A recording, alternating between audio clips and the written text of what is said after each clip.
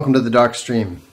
Voxday, voxday.blogspot.com, and Infogalactic News. Thanks for tuning in. I don't know if you've been on the blog today, but I recently put up a post just, I don't know, maybe 20 minutes ago, 25 minutes ago. And I'm talking there about the latest failure of conservatism to conserve anything. Now, what's interesting is that you may recall last year, CPAC, the Conservative Political Action Committee, or conference, whatever it is, disinvited Milo because he was, too controversial, too alt-right, too this, that, and the other thing. Now, what's interesting is that CPAC is now banning longtime conservative activists, longtime Christian activists is probably a better description, because they offend the lesbian, gay, bisexual, transgender, queer, two-spirited, what have you, that has been embraced by CPAC in the name of inclusivity and outreach. And, in my opinion, convergence. We're not talking about what Milo is or is not. We're talking about why he was disinvited. He was not disinvited from CPAC because he's a civic nationalist. They are civic nationalists. So, the problem is, and this is the disease that has afflicted conservatism and the conservative movement from the very beginning. If you look at the beginning of the American conservative movement and you look at the people who are generally considered responsible, the Russell Kirks, the William F. Buckleys, and so forth, what you find invariably are people who have absolutely no firm, coherent philosophy. It was never an ideology. It was never a philosophy. It was never anything but a posture. And more to the point, it was a relative posture. So what that means is that for the past 60 years, as the progressives continue to move to the left, as the progressives continue to move towards globalism, what you see is conservatives, and also as leftists continue to move towards immorality and towards paganism / secularism, you see conservatives always following suit. All right, most of you who are conservative, if I make an observation that you are racist, you will immediately cower in terror and immediately begin protesting that, no, you're not. You have a black friend. You once had a Hispanic girlfriend. You will come up with any possible excuse to try to run away from it. That's because you are a coward. Okay? You know what's true. You know what the realities are, but you run from them. I mean, everyone does it, even relatively brave politicians. In Italy, we have a politician, a very successful politician by the name of Matteo Salvini. He is the leader of what's called the League, these days the La Liga, but it's actually short for La Liga Nord. And they're, they started out as a fringe party some years ago, mostly focused on the separation of the Italian north from from Rome in the south. But they've become increasingly influential because they're the leader of the anti-immigrant forces and the leader of the anti-EU forces in Italy. So, of course, they're becoming much more popular. You know, they're ironically enough, despite the fact that they're kind of secessionist, they are also much more Italian nationalist than the various other alternatives. And yet, on the streets, when confronted on the streets by a Ethiopian immigrant, Salvini, who's a very smart guy, I would have said a very intellectually courageous guy, actually, when the guy said, "What's wrong with me? Am I not a good person?"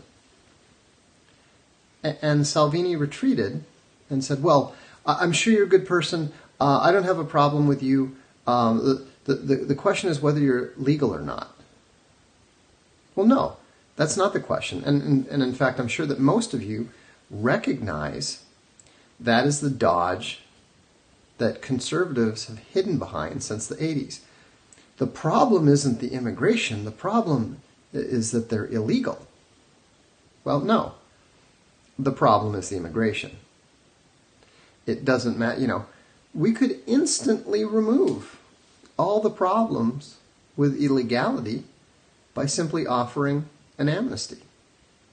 Alt-WASP was right. Legal immigration is worse than illegal immigration. And so, you have to face reality. You have to be willing to speak the truth, even if someone is going to call you mean names because you've done so. Okay? And what I realized, and what I've come to realize over time, is that the core root of the conservative is cowardice. It's kind of remarkable because conservatives like to consider themselves, really, a conservative is a liberal who's been mugged by reality and that sort of thing. They like to think of themselves as very tough talking, very, they like to think of themselves, they love to think of themselves as principled. And yet, you call them any name.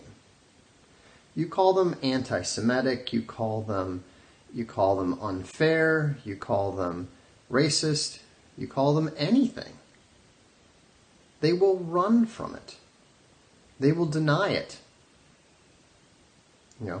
They're basically, the pre-resurrection disciple Peter. They talk a big game, ready to sell their lives for America, and yet they will deny America. They will deny the idea that America is a nation, a people, with a culture and a tradition and a right to exist on its own. It's kind of amazing. They are much braver on behalf of the right of Israel to exist as a nation. And yet they'll try to claim that Jews are Americans. Jews are not Americans for obvious reasons. Because if Jews are Americans, then Americans are Jews. That's logic. That's math. You cannot have it both ways. A man cannot serve two masters. A man cannot belong to two nations. You are or you aren't. This goes, Aristotle proved this a long time ago. And yet, I guarantee you that just saying that made some of you uncomfortable. Well, but, clear the throat, get awkward. Exactly. It's the principle of non-contradiction. And so, are you going to be so concerned that someone is going to call you names, that you're going to literally deny logical principles that have been clearly articulated for 2,500 years? I mean, How cowardly are you? What do you stand for? A conservative can never tell you what he stands for. If you ask him, he'll say, well, I stand for America. Okay, and what is America? Well, America is an idea. And anyone who signs up for the creed is as American as you or me. In fact, they're even more American because they came here and signed up for it. Well, where did they sign up for it? What if they espouse positions that are clearly contradictory to what we know to be the American ideal, such as the Constitution and so forth? Exactly. What they're actually saying is America doesn't exist. If you say that America is an idea, then you're saying that America does not exist, America is not a nation, and America can be what Muammar Gaddafi claimed it is, and it is something that belongs to the entire world. Now, it's really disheartening when you see people, anointing third-rate, dishonest spokesmen like Ben Shapiro, as somehow being, the sharp, incisive, conservative mind. Well, there's no such thing. There's no such thing. All right? The truth is the truth, regardless of how uncomfortable it makes us. I can tell you that I have a full head of hair all I want, but I don't. I can tell you that I have perfect vision, but you can probably tell that I don't. And the thing is, even paleocon is a misnomer.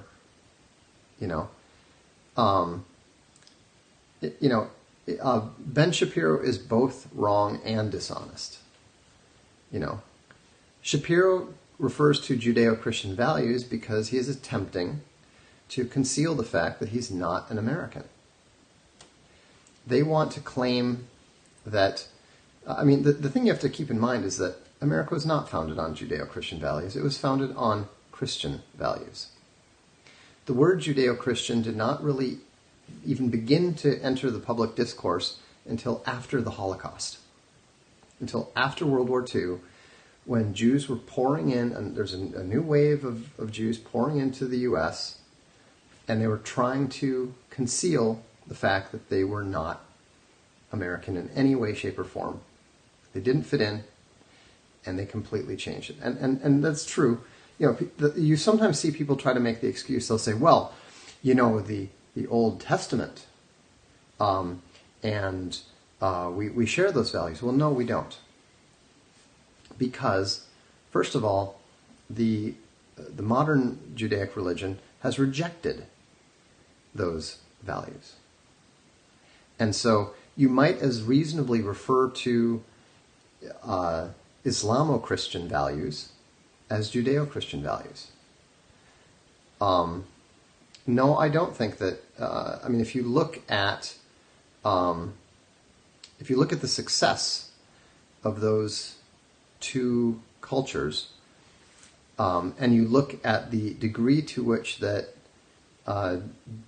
Jewish culture has completely depended upon Christian culture to survive, whereas Islamic culture is capable of surviving on its own. No, I don't think that you can say that that Jewish values are superior to Islamic values.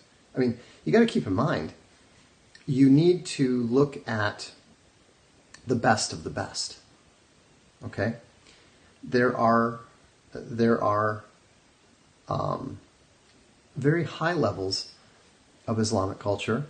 We just don't tend to see them in the West. Okay, there are also, but what, like for example, the behavior that you see out of Hollywood, the behavior that you see in Israel, the behavior that you see in Orthodox communities, those are Judeo values. They're very, very different than Christian values. And that's fine. They are what they are. They have a right. They have a right to exist. I'm very impressed with what the Israelis have accomplished. I like the Israelis. The funny thing is,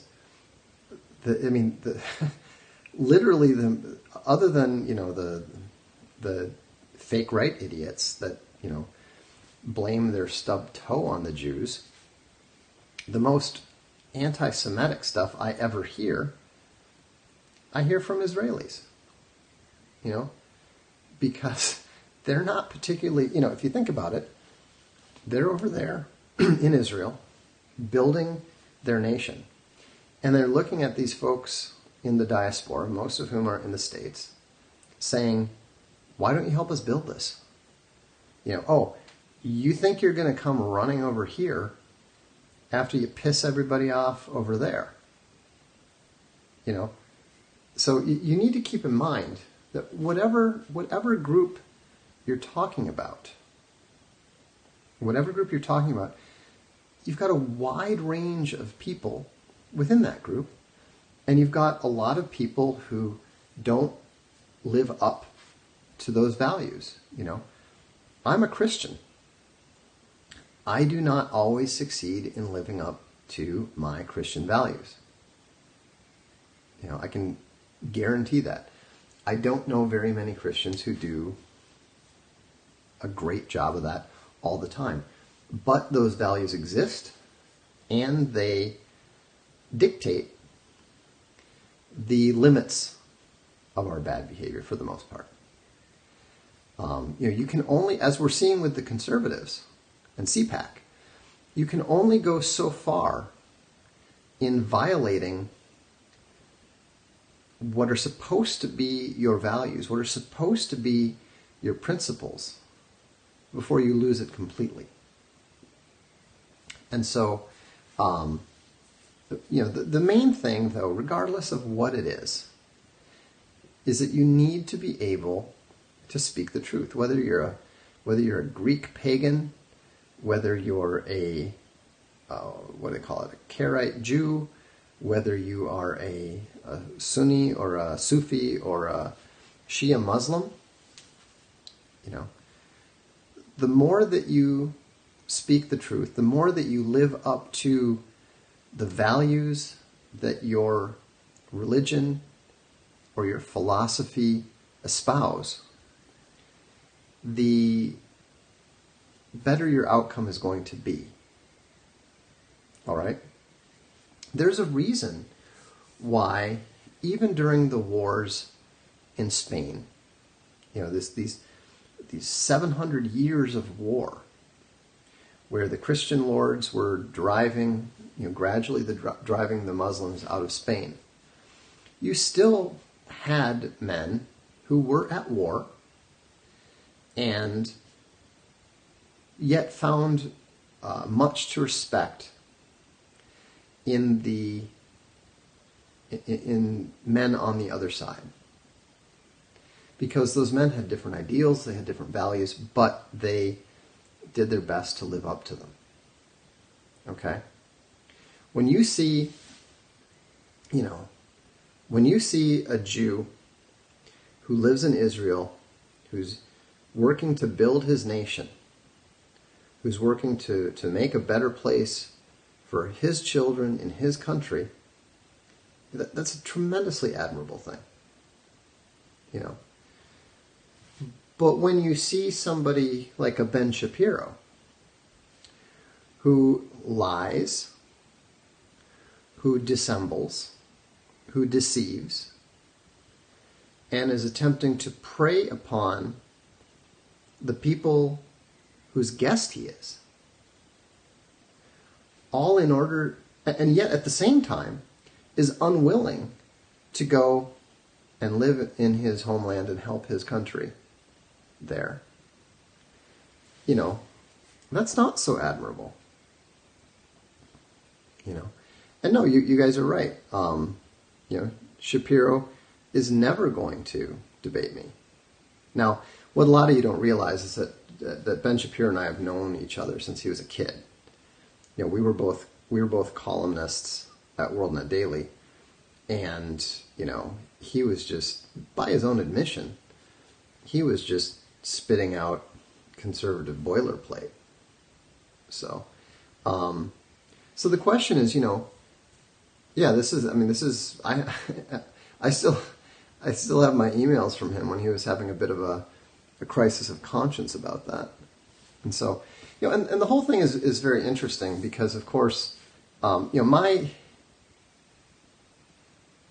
Shapiro, hard to say, actually. I mean, he behaves like a gamma, but he has, you know, I don't have enough personal interaction with him to know. So I can't say. But what is Shapiro a net positive? Hell no. He's one of the biggest problems that the right has. You know, I mean, you have to understand, the entire conservative media was basically invaded by neocons, primarily to keep the American right from advocating America first. That's the whole purpose. I mean, if you look at everything, all these so-called conservatives, from Jennifer Rubin to Jonah Goldberg, you know, I mean, I finally noticed this when I realized that, you know, Jews vote something like 85% Democrat, and yet they represented about 35% of the so-called conservative media. No, Ben Shapiro is not honest in any way, shape, or form. You know, ask him about Milo. Ask him about me. What he will tell you will not be the truth, for the most part. I mean, the thing is, I even volunteered, you know, twice. I volunteered to debate Shapiro. You know, he ran away both times. He'll run away, you know, he'll run away again. And, you know, the whole thing is just you know, the whole thing is propped up. He has been a puppet and propped up since he was about 10 years old. Okay? You know, it's just the way that works.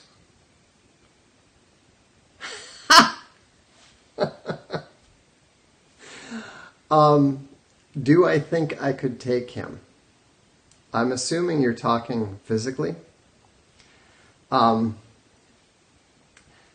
Yes. I am nearly 50 years old. He's maybe half my age, and I don't think it would take me more than 10 seconds.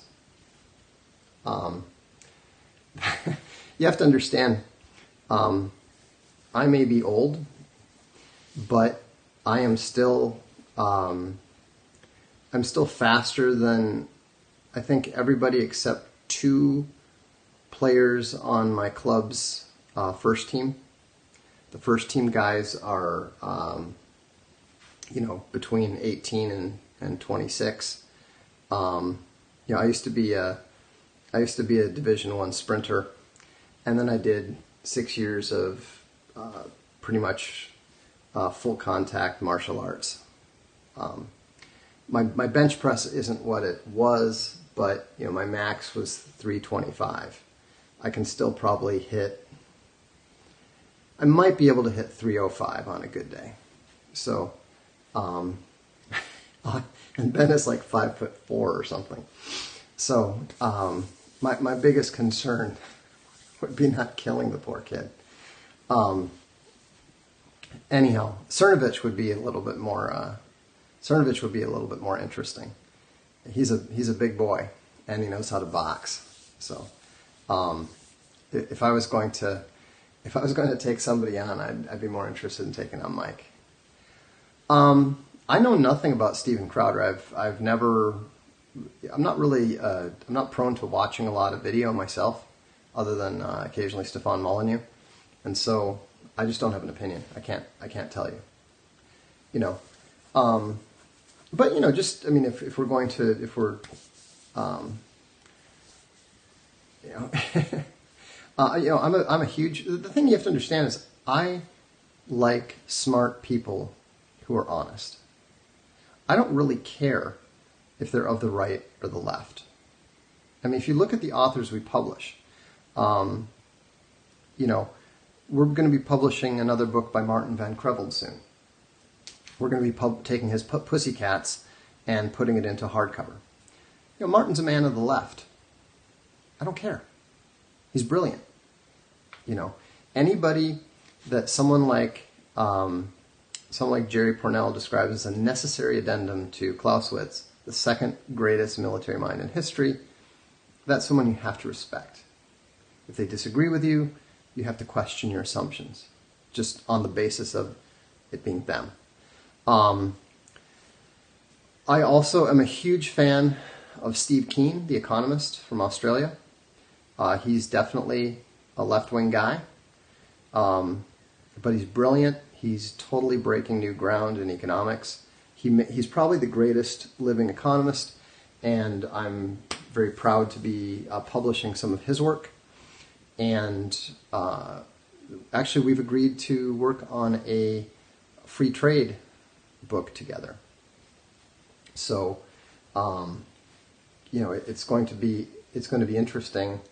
You know, it's going to be interesting to see how we work together, because our perspectives are so different on so many things, and yet, when it comes to free trade, we absolutely agree. Will Steve be a part of Voxdiversity? Voxdiversity is really more about me doing lectures, so probably not directly, but I will certainly be relying heavily on his books like Debunking Economics, and I mean, I think I even, let's see, I thought I might even have it right here. Yeah. So, Steve Keen, Debunking Economics, absolutely great book. Probably will not make sense to 95% of you. I wouldn't recommend diving into it. But, you know, Steve's working on something he calls his magnum opus. Hopefully it's going to be done in 3 to 5 years. Castalia House will be publishing it, and I think that it's possibly going to be one of the most important things that we'll ever publish, even if we publish for 50 more years. Yes, we will probably do some biblical Voxdiversities, and yes, I think that Trump played the Democrats completely on DACA. Speaking of which, by the way, I haven't put it on the blog yet, but if you go to Crypto Fashion, you can see that we have a new t-shirt out. Americans are dreamers too.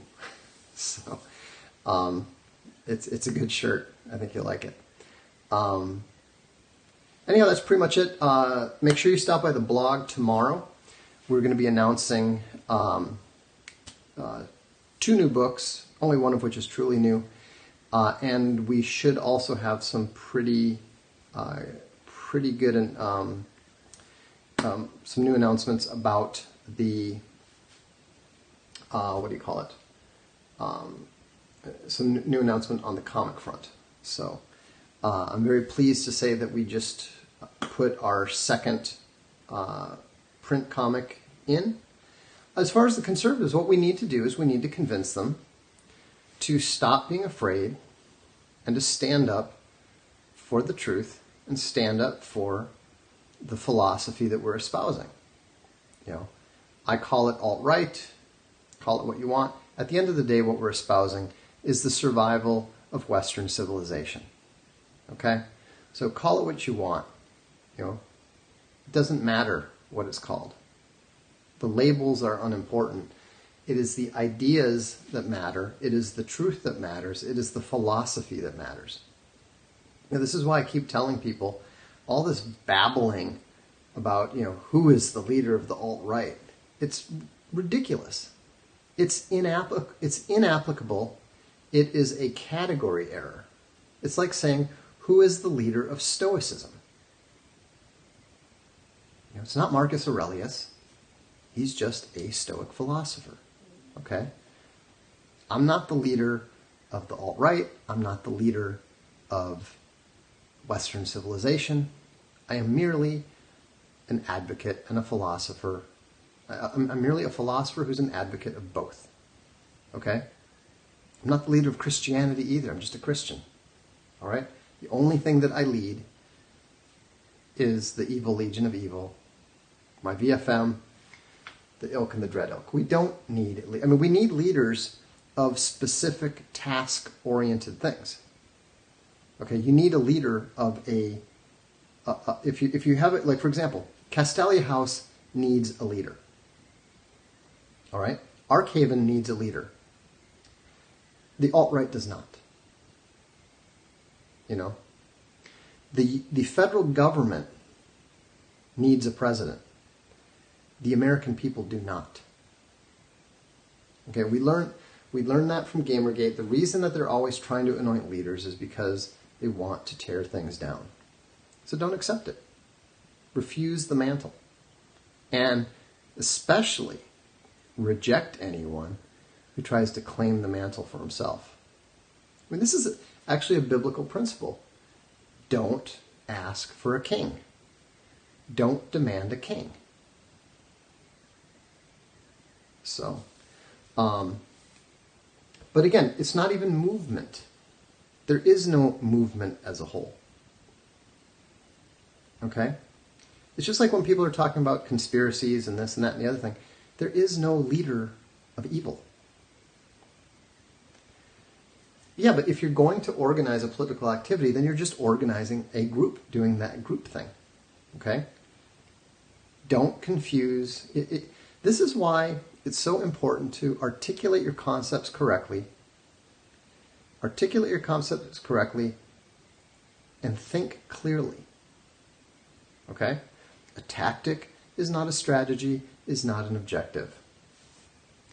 A movement is not a party, is not a philosophy, is not a society, a culture, a civilization, or a tradition. These are all different things. A state is not a nation. How do we deal with being called Nazis and racists? Ignore it. Just ignore it. The funny thing is, I barely even get called a Nazi or a racist anymore, simply because I don't care. If somebody does it, puts it in writing, I let them know that they've committed libel, and that's that. If they're going to call me names, so what? Don't play games. Don't cower. Don't cringe. Just speak the truth. Speak it politely. You don't need to be angry. You don't need to be defensive. So anyhow, have a good evening. I'm going to pop a new excerpt up on the blog here when I'm done. And so look forward to seeing you soon. And if you subscribe to the book club, make sure you check your email tomorrow. Have a good day.